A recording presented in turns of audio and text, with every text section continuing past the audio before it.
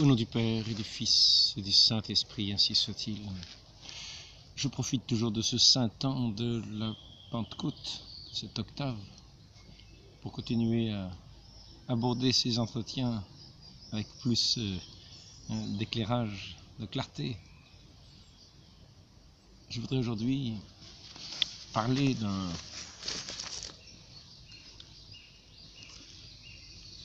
sujet qui montre l'incompréhension de certaines personnes qui sont à la fois incroyantes et qui pensent en même temps être très savantes. Alors, autrefois, j'entendais sur un site une personne qui pensait ridiculiser ce qui était de la foi, des croyances, par rapport à ce qui était de la connaissance. Il disait ce que l'on connaît est sûr, et ce que l'on croit, ça montre comme on croit. Comme on y croit, c'est qu'on n'est pas tout à fait sûr. Et ainsi, il voulait disqualifier tout ce qui était des choses de la foi. Et c'est ici que, malheureusement, il faut faire un rétablissement, c'est-à-dire remettre les choses à l'endroit, c'est-à-dire montrer que ce que l'on sait n'est pas forcément l'objet de notre foi. Il y a des choses que nous savons, que nous connaissons, et qui cependant n'auront pas les qualités nécessaires pour que nous puissions bâtir notre vie sur ces objets de connaissance. Notre Seigneur nous dit, pour fonder son Église, quand Saint Pierre fait sa profession de foi, Césarée de Philippe, et qu'il dit « Tu es le Fils, tu es le Christ, le Fils du Dieu vivant ». Et notre Seigneur lui répond « Sur cette pierre, je bâtirai mon Église. » Sur cette pierre de cette foi que tu viens de dire, c'est-à-dire de cette connaissance, de cette certitude intime que tu as de ma divinité. Tu es le Fils du Dieu vivant. Tu es le Christ, le Fils du Dieu vivant. Et c'est sur cette pierre aussi que je bâtirai mon Église. Parce que cette pierre, de cette profession de foi, de cette foi de Saint Pierre, cette pierre de ce Christ, objet de notre foi, est le fondement sur lequel nous pouvons bâtir et fonder nos vies.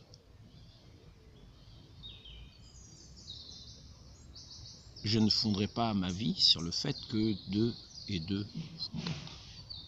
Je ne fonderai pas ma vie sur le fait que je peux observer cette pomme de pin et savoir certaines choses sur cette pomme de pin. C'est pas ça qui va faire que je vais fonder ma vie sur la connaissance que j'ai sur cette pomme de pin qui est tombée et qui va pourrir.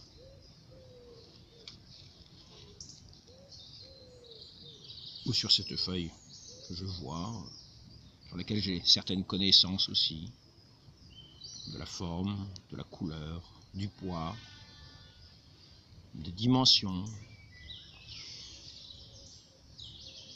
Les objets de connaissance que nous avons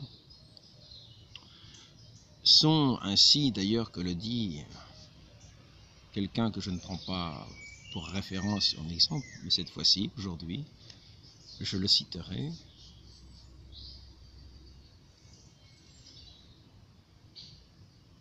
C'est Descartes. Quand il dit que les objets de la perception peuvent nous tromper, et que c'est pour ça qu'il émet un doute radical sur les objets de la connaissance. Ainsi, notre Seigneur nous dit d'une certaine manière quelque chose qui peut avoir un lien assez éloigné avec ce que je viens de dire au sujet de Descartes. Lorsqu'il dit « ce monde passera ». Tout cet univers, tout ce monde, il nous semble si sûr, il semble une acquisition si sûre de nos sens, de notre connaissance, qui fait qu'on croit que c'est du roc sur lequel on peut bâtir nos vies. Ça, c'est de la science. Nous pouvons expérimenter, mais tout cela un jour nous échappera. Parce que ce monde va disparaître. Déjà, ce monde est changeant. Déjà, à l'instant, cette feuille que je tenais en main est tombée. Et elle a déjà évolué dans sa décomposition. Elle va bientôt disparaître. Et ce monde tout entier va passer et disparaître. Il n'est déjà plus tel qu'il était il y a quelques secondes. Déjà, sur cette terre, combien de personnes nous ont quittés depuis que j'ai commencé cet entretien? Combien de personnes, depuis que j'ai commencé cet entretien, étaient vivantes et nous ne savons pas ce qu'elles sont devenues. Nous ne connaissons pas leur destinée éternelle. Ainsi, lorsque ce monsieur nous parle des connaissances scientifiques et qu'il dit que les connaissances scientifiques, nous les savons et que ce sont des choses sûres, par conséquent, bien établies, bien fondées, par rapport à ce qui est des objets de la foi, qui ne sont que des croyances, et donc si on y croit, c'est qu'on n'en est pas sûr. C'est exactement l'inverse qu'il faut dire. Parce qu'il ne s'agit pas de dire « je crois dans la feuille ». Je crois à la feuille. Non, non. Par contre, quand nous disons « je crois en Dieu », ça veut dire que j'ai mis ma créance en lui, que je sais qu'il est suffisamment bon, suffisamment puissant, suffisamment sage, suffisamment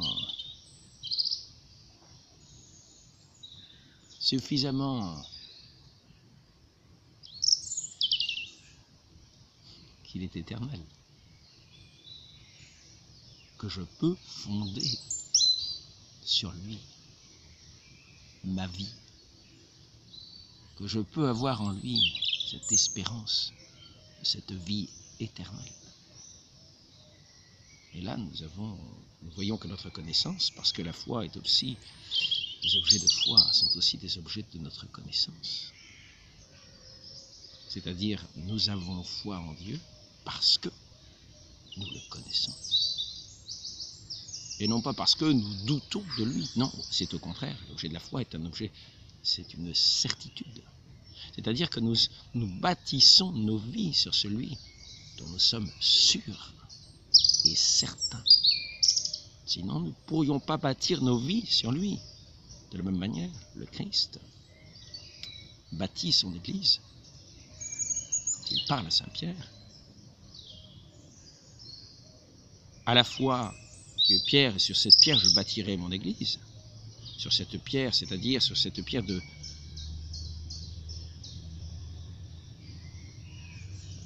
cette humanité qui professe, cette profession de foi au Christ, mais sur cette pierre qui est moi-même, dit le Christ. Tu es pierre sur cette pierre, c'est-à-dire sur moi-même. Je bâtis mon Église, sur moi qui suis Dieu, sur moi qui suis le Fils de Dieu. Je bâtis mon Église, faite d'hommes comme moi je me suis fait homme. Pour que l'humanité puisse vivre de la vie que je lui donne, dans son humanité.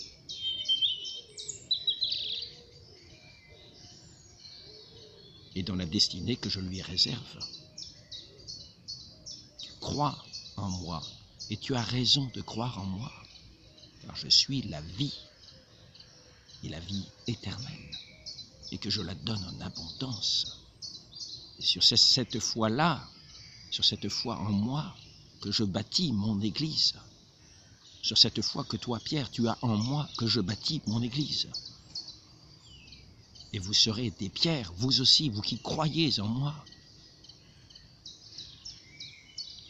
et vous serez des pierres fondées sur moi.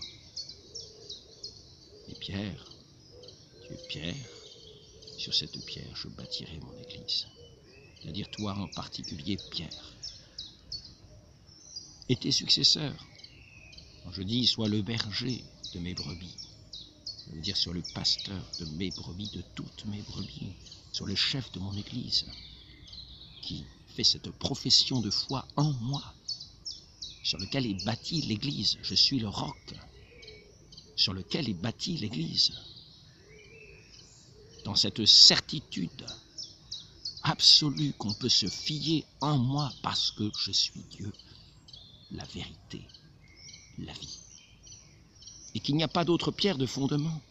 Toutes ces sciences que ce pauvre monsieur sur sa vidéo vantait et voulait par cette science ridiculiser tout ce qu'il appelait des croyances. Et oui, effectivement, la foi, ce ne sont pas simplement des croyances, on croit en ceci, on croit en cela. Non, non, non, non. C'est je crois en Dieu, c'est-à-dire j'ai la certitude que je peux fonder ma vie sur Dieu, parce que je le connais, parce que je connais son amour, parce que je connais sa toute-puissance, parce que je sais qu'il est notre Créateur, parce que je sais son projet sur nous. Et par cette foi que je lui accorde, il se manifeste à nous tous les jours dans ses œuvres, dans sa providence. Et sa parole ne nous manque jamais, car il est la vérité, et nous pouvons bâtir nos vies sur sa parole, en toute sécurité, en toute sûreté. Et c'est là notre foi. Ce n'est pas une vague croyance, non, non. Notre foi est une certitude.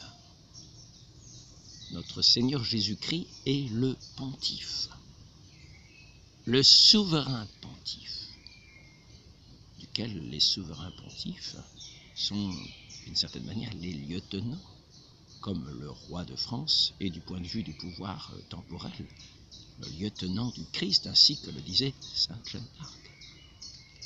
Et que nous pouvons dire à sa suite,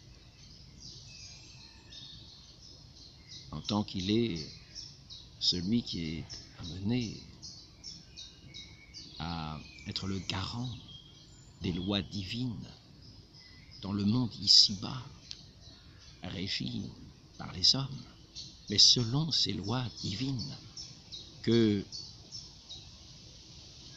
nous a donné la grâce d'accomplir notre Seigneur Jésus-Christ.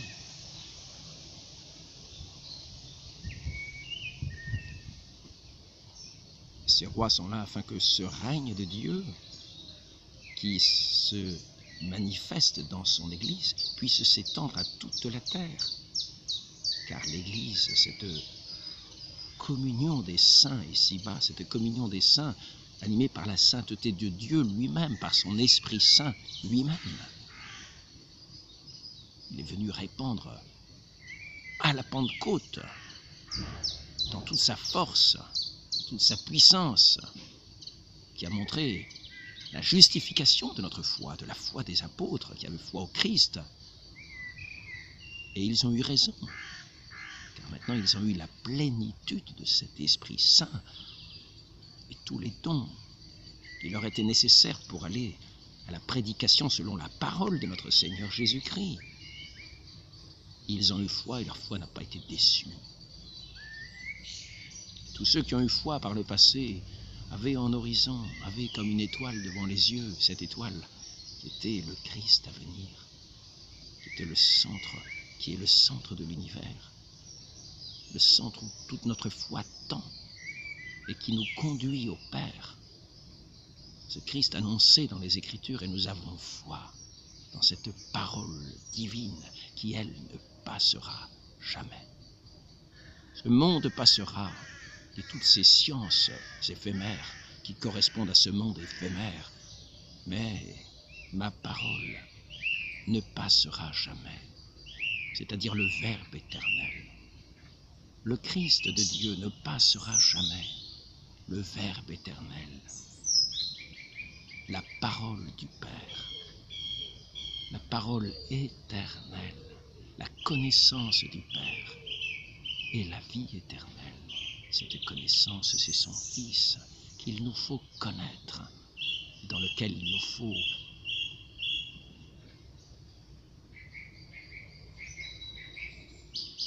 donner notre créance, c'est-à-dire notre foi, en toute certitude. Si vous ne croyez pas à cause de mes paroles, croyez à cause des œuvres, car ces œuvres témoignent de moi. Ces œuvres que le Père accomplit témoignent de moi. Ce que je vous dis est vérifié par les œuvres. Et quand le Christ passait dans les rues des villes, passait dans les villages, ces foules qui arrivaient auprès de lui et avaient placé leur confiance, leur foi en lui, n'étaient pas déçus non plus. Qu'il vous soit fait selon votre foi. Cette foi dans le Fils de Dieu, c'est le roc inébranlable sur lequel nous bâtissons nos vies et nos cités, et sur laquelle l'Église du Christ est bâtie. Cette cité déjà terrestre, mais qui sera la cité céleste, dans l'accomplissement de son dessein divin.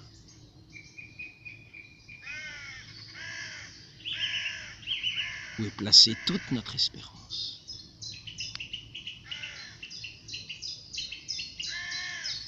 Et nous voyons qu'il n'a pas suffi à Saint Pierre de voir que de l'eau était de l'eau,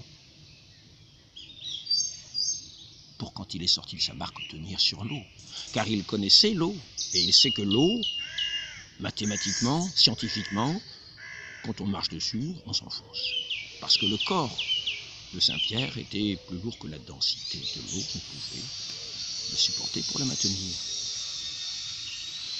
Mais par contre, la foi qu'il avait au Christ pouvait le faire sortir de la barque.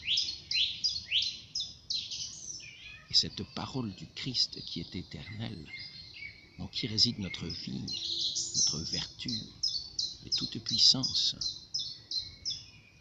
était l'objet de la foi de Saint-Pierre qui lui a permis de sortir de la barque à la parole du Christ et de marcher sur les eaux comme le Christ marchait sur les eaux.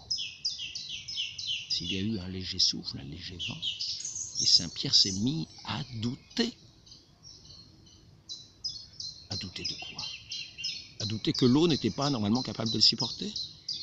À douter de lui-même, en pensant que c'était par lui-même qu'il marchait sur les eaux? À douter de quoi? À douter de qui? Il s'est rendu compte où il était, de ce monde matériel, de cette science qu'il avait, de ce monde matériel qui normalement faisait qu'il était englouti dans l'eau en marchant dessus, qu'il ne pouvait pas marcher dessus.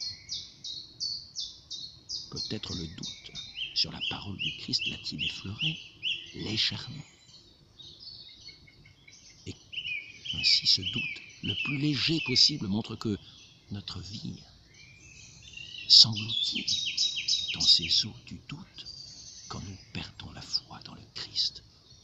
Aussitôt, nous perdons pied, nous nous enfonçons et notre vie est réduite à néant.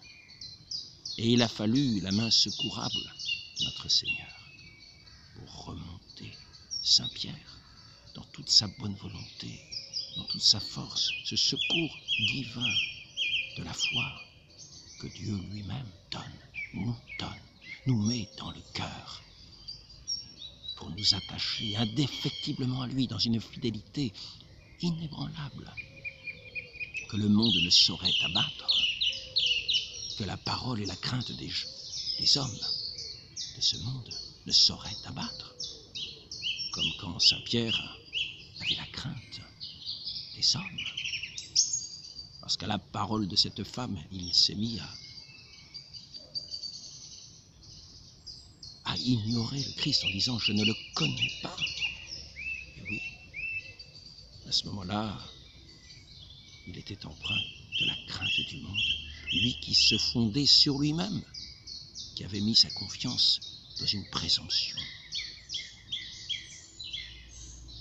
dans une confiance en lui-même, plutôt que de la faire tenir de la grâce que Dieu accorde à ceux qui se tournent vers lui, pour tenir sur les eaux même, ainsi que saint Pierre a pu le faire lorsqu'il est sorti de cette barque à la parole du Christ.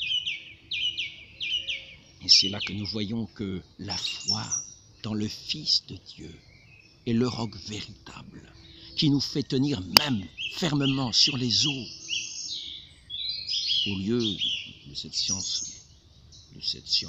scientifique qui prétend mettre la foi à plat et la ridiculiser. Nos vies sont autres que simplement une connaissance des choses matérielles, des choses de la nature. Elles ont une dimension autre, une dimension de confiance, de fidélité, d'amour, qui ne se mesure pas par des instruments de mesure, par des instruments scientifiques, mais par contre cette foi qui fait que nous sommes capables de nous confier en quelqu'un en toute assurance pour bâtir nos vies. Et de voilà, nous ne pouvons pas l'accorder au premier venu. Nous ne pouvons l'accorder qu'à celui qui est à l'origine de ce monde, de cet univers, et qui nous porte lui-même dans sa main,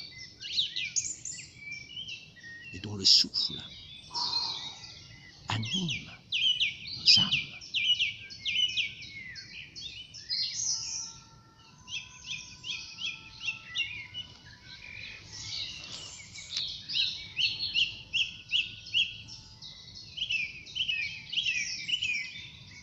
Cette foi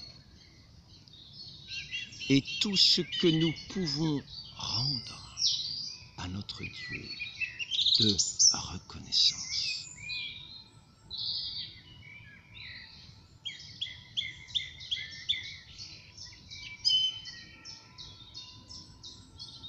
Dû à son amour, que dû à son amour,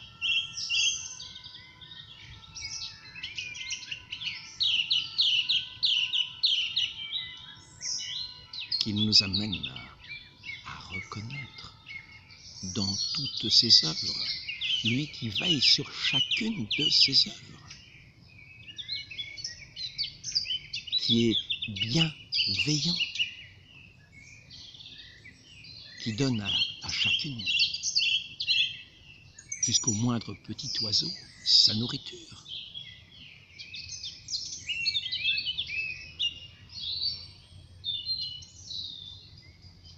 Qui dirige toutes choses pour les mener à bien, pour autant que nous nous fions suffisamment en lui pour agir au son de sa parole, être guidés au son de sa parole.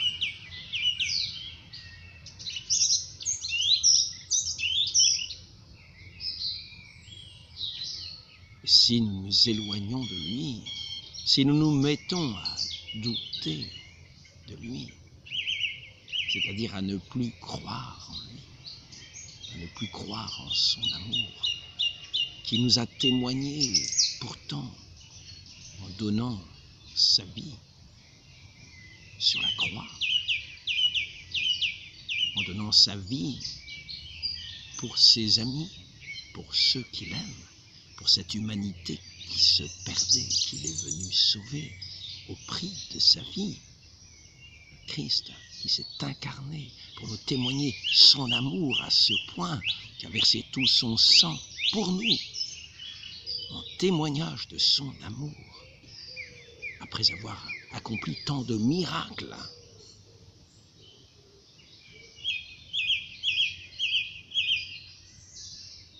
où l'œuvre du Père céleste était si manifeste, pour attirer notre foi, toute notre confiance, et pour faire que nous marchions sur cette terre comme sur un roc, dans la pure confiance, la pure foi et le pur amour, qui est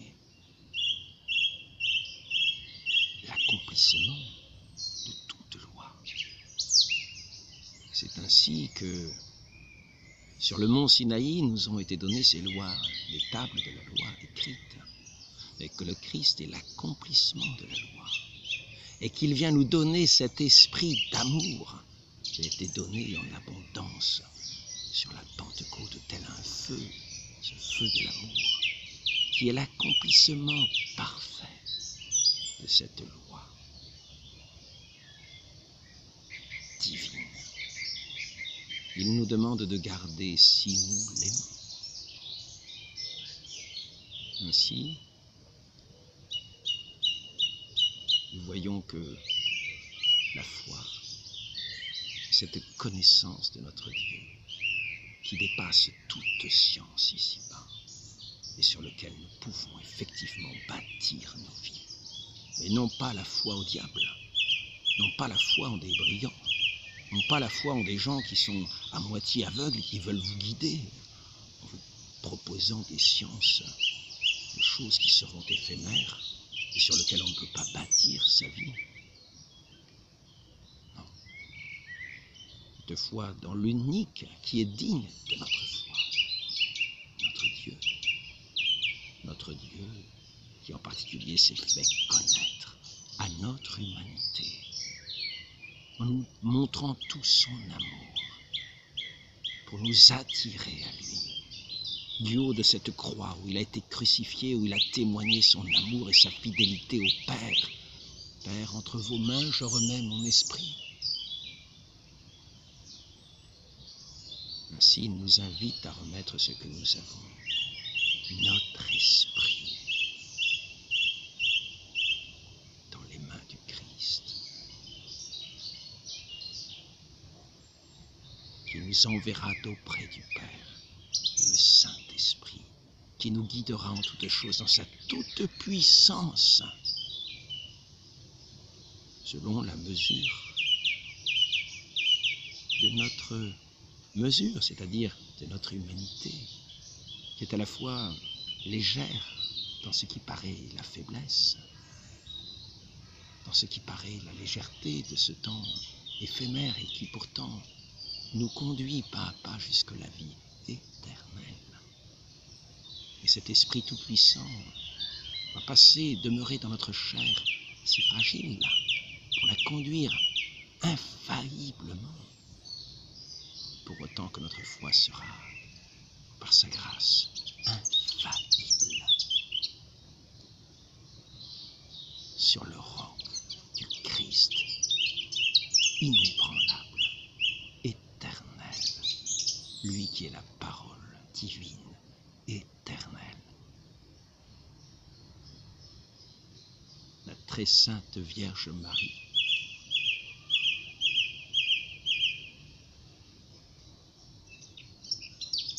a récapitulé en elle toute l'attente de ce peuple d'Israël, toute l'attente de l'humanité qui espérait en son Dieu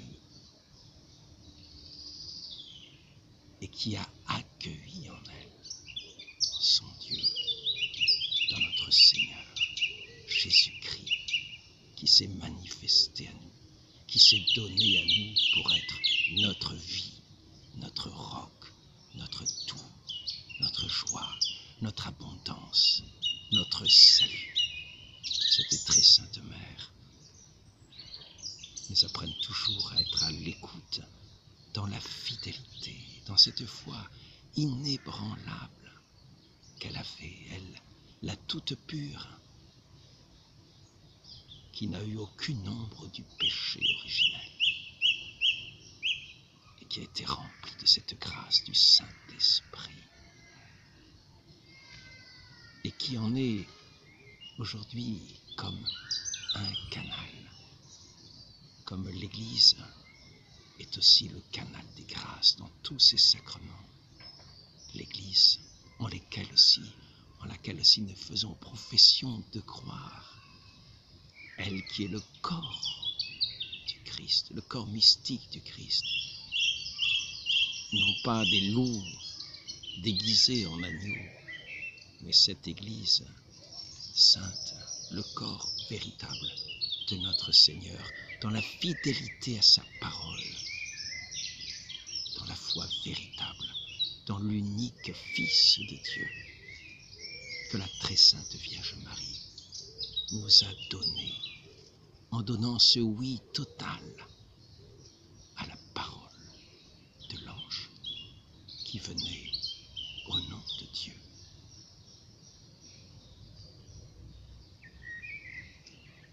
Qu'elle nous apprenne à dire ce oui inébranlable, ce oui total à notre Seigneur Jésus-Christ.